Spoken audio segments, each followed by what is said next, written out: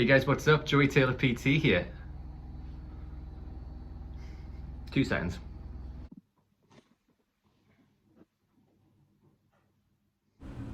Wednesday just gone was when things finally started feeling normal again, whatever that means in 2021. I attended a friend's wedding and ran my first indoor boot camp since this whole mess started. But even then, the cases are still rising. It got me thinking, what if we lock down again? I don't know about you, but I find the gym to be the only place I really enjoy now. And if they shut again, I don't know. I just don't want to be doing the crazy caveman training that I was doing again during lockdown all over again. So, what better time now than to run through my home gym setup, because I think, just in case, it might be good to get our doomsday prep heads on. Let's have a look at my home gym, shall we?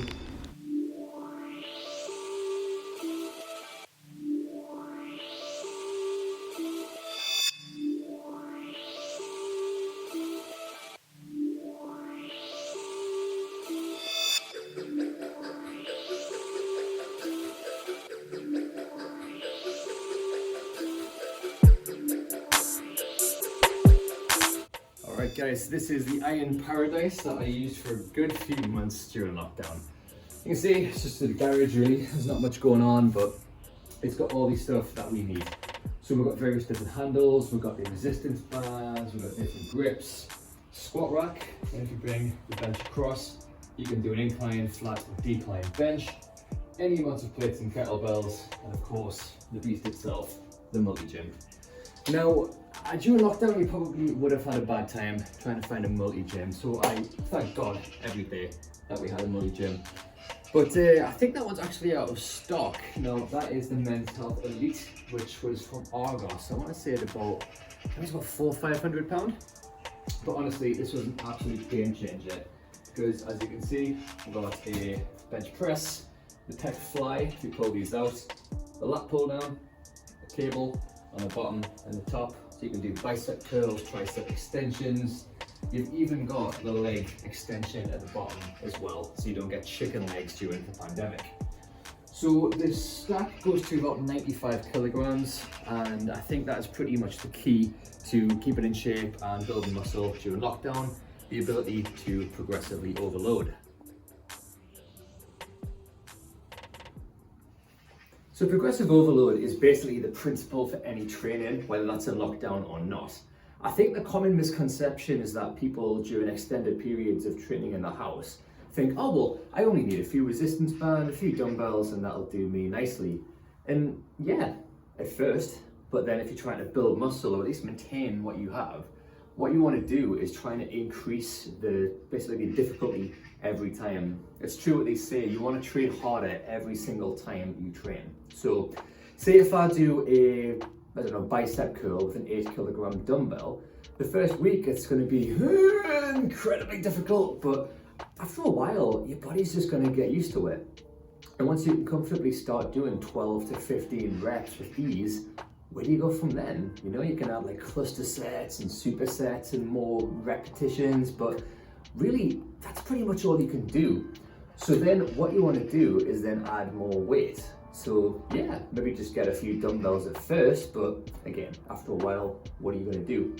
So this does look a little bit excessive, but again, the fact that I actually increased my muscle mass and decreased my fat during the lockdown, this place was an absolute heaven. So the brutal reality is that you're probably going to need more than you think to set up a home gym.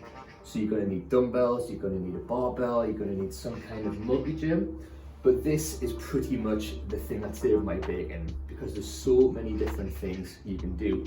Like I say, well, I've got the chest press, the pec fly, the leg extension, the tricep push downs, basically all of the main fundamental movements. So it might be hard to get a hold of one during the lockdown, but now on Gumtree, Facebook Marketplace, people are going to be selling these things. They're going to be giving them away because nobody needs them now because the gym's open. I don't want to get political on this channel, but if there is another lockdown, it could always be worth picking one up just in case, even if it is about £300-400. But really the best thing about having your own place is that you can just do anything you want. You can try that new workout that you're scared of looking like an idiot trying for the first time. You can try Olympic weightlifting for the first time. I mean, you know, ceiling height withstanding, of course. You can blast your Scandinavian death metal playlist to God knows how loud. You can just, you know, do your own thing. There's no closing time, so if you finish work on late shifts and you think, oh, bloody hell, if I get to the gym, I've only got 1 hour. Not here, you don't. You can't sleep at 3 in the morning? Sick, let's blast out some supersets on the adjustable dumbbells, you know? So again, having your own place is ideal, even if you don't have any kind of like pandemic going on. But whether it's in a real gym or a home gym, the only way to build muscle and get stronger is progressively overloading. Now, I know a lot of people are turned off by using apps and notebooks inside the gym, but how else are you going to know what you're lifting? I see some people and they just kind of pick up weights and think, yeah, that's heavy, I'll lift that. But in terms of building strength, you want to be lifting more or training harder than last time, which is basically the principle of progressive overload. So, let's go through the principles and see how they can increase your progress in the gym.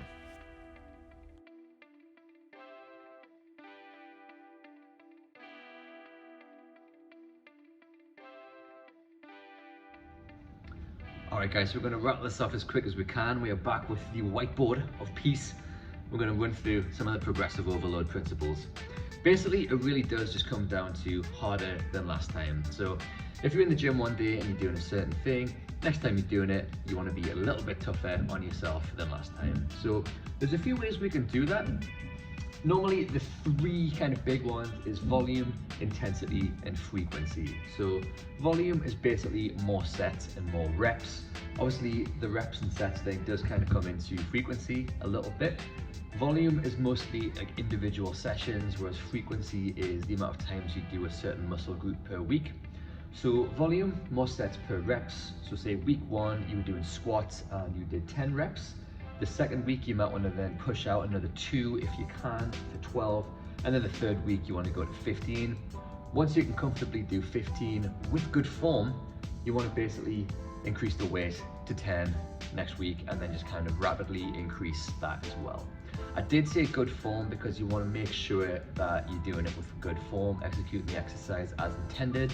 Anybody can do 15 reps on the squats if you're just going half reps, when you're just bending your knees, not going all the way down to parallel. So that brings me to the next thing, which is intensity. Now, there's a scale called RPE, which stands for rate of perceived exertion, which is basically a 1 to 10 scale of how hard you think you're working. 1 being, am I even doing this? Is this a thing? Whatever. 10, my head is going to explode if we do 1 more.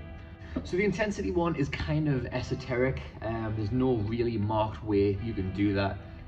You might just obviously come back to the volume thing, where obviously the more RPE, the harder it's going to be. So you might want to do less volume, but again, harder than last time. So if you think you're working harder than last time, that's great. And again, frequency. If you're just doing 1 push day a week, you might want to then increase it to 2. Although I probably would focus less on that one. You don't want to be doing 4 push days a week. But certainly again, once you kind of increase each one of these, you'll find that you're going to build some muscle. Other ones, a little bit more esoteric again, things like less rest. While I probably wouldn't get the stopwatch out because that is a bit OCD, just try and put more working time in there with less rests in between sets. Mind muscle connection, where you can really feel, so if you're doing a bicep curl, you can really feel that bicep muscle contracting. Time under tension, so we're going back to the bicep curl. Once you're at the top, you can hold it for a brief second and then slowly return that one down. That's time under tension. That's also going to make it harder than last time. And then range of motion. So if you're doing a shoulder press and you can only get to the top of your head, next time try and go a little bit above and then eventually. Alright guys, so that is progressive overload. Hopefully you guys take something from this. That is the screen, if you want to print screen that at any point. And again, I highly recommend an app called Strong. There will be a lot of apps out there, but that's the one that I personally use. I think it's great for tracking progress.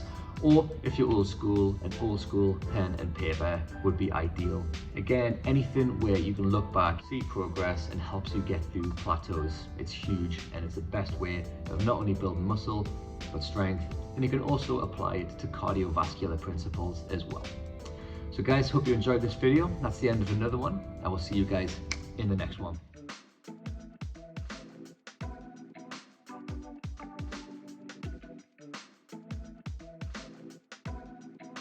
Different variables. So you want to be looking at the volume. So volume basically means more sets, more reps.